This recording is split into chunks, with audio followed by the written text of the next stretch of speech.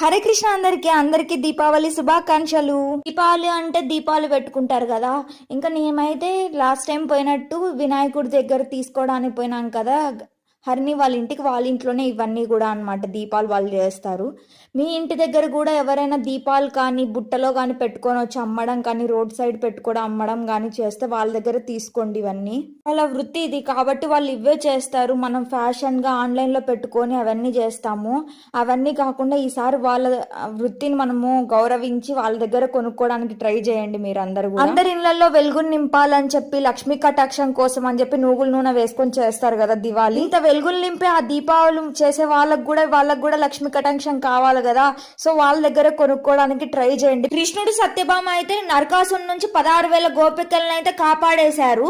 చెడుపైన ఎప్పుడు మంచి గెలుస్తుంది, నిజాయితీగా ఉండాలి. దీపం మనమైతే దీపం నుంచి వెలుగు వచ్చేది అది కృష్ణుడు అనుకోవాలి. అంత వెలుగు ఉంటది మనం నిజాయితీగా బతకడం వల్ల. దీపావళి అంటే పటాకులు కాల్చడం కాదు, పక్కింటోడి కంటే ఎక్కువ కాల్చాలి ఇది అని చూస్తారు. పక్షులు ఎంత ఇబ్బంది పడతాయో అని కూడా చూడాలి. పండగంటే అందరికి మంచి జరగాలని కోరుకోవాలి కానీ ఎట్లా అబ్బం శుభం తెలియని పక్షుల్ని జంతువులు మాత్రం ఇలా చేయకూడదు కదా.